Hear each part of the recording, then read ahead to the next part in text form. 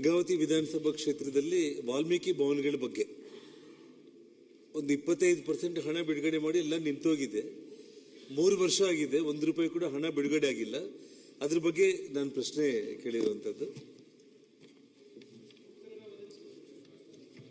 20, 21, 21, 22 ಆ ಸಾಲಲ್ಲಿ ಆಗಿರುವಂತ ವಾಲ್ಮೀಕಿ ಭವನಗಳಿಗೆ ಕೇವಲ 25% ಹಿಂದಿನ ಸರ್ಕಾರ ಕೊಟ್ಟಿದೆ. ಅಷ್ಟಕ್ಕೆ ಕನ್ಸ್ಟ್ರಕ್ಷನ್ ಮುಗಿದಿದೆ. ಈ ಸರ್ಕಾರ ಬಂದ ಮೇಲೆ 3 ವರ್ಷ ಆಗಿದೆ, 1 ರೂಪಾಯಿ ಕೂಡ ಹಣ ಬಿಡುಗಡೆ ಮಾಡಿಲ್ಲ. ತಾವು ಉತ್ತರ ಕೊಟ್ಟಿರೋದ್ರಲ್ಲಿ ಎಷ್ಟು ಹಗುರವಾಗಿದೆ ಅಂತಂದ್ರೆ, ಸದರಿ ವಿಧಾನಸಭಾ ಕ್ಷೇತ್ರದಲ್ಲಿ ವಾಲ್ಮೀಕಿ ಸಮುದಾಯ ಭವನ ಮಂಜೂರಾತಿ ಕೋರಿ ಜಿಲ್ಲಾ ಮಟ್ಟದ ಅಧಿಕಾರಿಗಳಿಂದ ಪ್ರಸ್ತಾವನೆ ಸ್ವೀಕೃತವಾದಲ್ಲಿ ಅನುದಾನದ ಲಭ್ಯತೆಗೆ ಅನುಗುಣವಾಗಿ ಪರಿಶೀಲಿಸಲಾಗುವುದು ಅಂತ ಹೇಳ್ತಾ ಇದ್ದಾರೆ. ಈಗಾಗಲೇ ಸ್ಯಾಂಕ್ಷನ್ ಆಗಿದೆ, 25% ಹಣ ಬಿಡುಗಡೆ ಆಗಿದೆ. ಇನ್ನ 75% ಹಣ ಬಿಡುಗಡೆ ಆಗೋದಕ್ಕೆ 3 ವರ್ಷ ಸಮಯ ಆಗಿದೆ. ವಾಲ್ಮೀಕಿ ಹಗರಣ ಆಗಿರ್ಬಹುದು, ಸನ್ಮಾನ್ಯ ಮುಖ್ಯಮಂತ್ರಿಗಳು ಆ ಹಗರಣದ ಹಣ ಕೂಡ ರಿಕವರಿ ಮಾಡಿದೀವಿ ಅಂತ ಹೇಳಿ ಸದನದಲ್ಲಿ ಹೇಳಿದಾರಲ್ಲ. ಹಾಗಿದ್ದಾಗ ಇದಕ್ಕೆ ಕೇವಲ 2 ಕೋಟಿ ಅಮೌಂಟ್ 10 ವಾಲ್ಮೀಕಿ ಭವನಗಳಿಗೆ 3 ವರ್ಷ ಆಗಿದೆ ಸಚಿವರೇ, ಇದುವರೆಗೂ ಕೂಡ 1 ರೂಪಾಯಿ ಕೂಡ ಹಣ ಬಿಡುಗಡೆ ಆಗಿಲ್ಲ. ಅಧಿಕಾರಿಗಳು ಪದೇ ಪದೇ ಹಣ.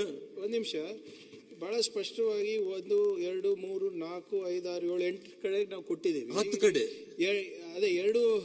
ಸೊ ಟೋಟಲಿ ಬಿಡುಗಡೆ 246ರಲ್ಲಿ 216 ಬಿಡುಗಡೆ ಆಗಿದೆ. ಈಗ ತಾವು ಯಾವ್ದು ಕನ್ಫ್ಯೂಷನ್ ಆಗ್ತಾ ಇದ್ದೀರಿ.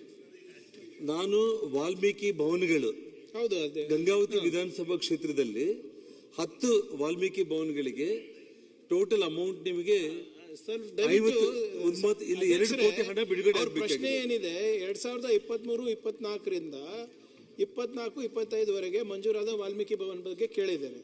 ಯಾವುದು ಮಂಜೂರಾಗಿಲ್ಲ ಅಂತ ಸ್ಪಷ್ಟವಾಗಿ ಹೇಳಿದೀವಿ. ಆದ್ರೆ ಏನಾದ್ರು ಪ್ರಸ್ತಾವನೆಗಳು ಬಂದ್ರೆ ನಾವು ಪರಿಶೀಲನೆ ಮಾಡ್ತೀವಿ ಅಂತ. ಮತ್ತೆ ಯಾವ್ದು ಇಲ್ಲಿ ಕಳೆದ 10 ವರ್ಷದಲ್ಲಿ ಯಾವ್ದು ಕೊಟ್ಟಿದೀವಿ ಅಂತಾನು ಕೂಡ ಹೇಳಿದೀವಿ.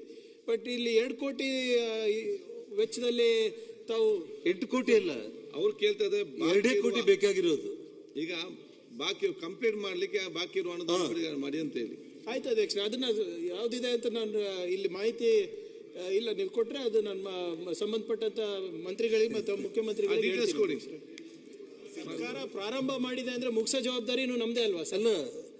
2020, 21, 22ಕ್ಕೆ ನಿಮಗೆ 25% ಹಿಂದಿನ ಸರ್ಕಾರ ಕೊಟ್ಟಿದೆ. ಕನ್ಸ್ಟ್ರಕ್ಷನ್ ಮಾಡಿ ಅಲ್ಲಿಗೆ ನಿಲ್ಲಿಸ್ಬಿಟ್ಟಿದ್ದಾರೆ. ಇನ್ನು 2 ಕೋಟಿ ರಿಲೀಸ್ ಮಾಡಿದ್ರೆ ಬೇಕು ಅದು ನಾವು ಮಾಡ್ಕೊಡ್ತೀವಿ. ಇನ್ನು 2 crores ರಿಲೀಸ್ ಮಾಡಿದ್ರೆ 10 ಭವನಗಳು ಪೂರ್ತಿ ಆಗುತ್ತೆ.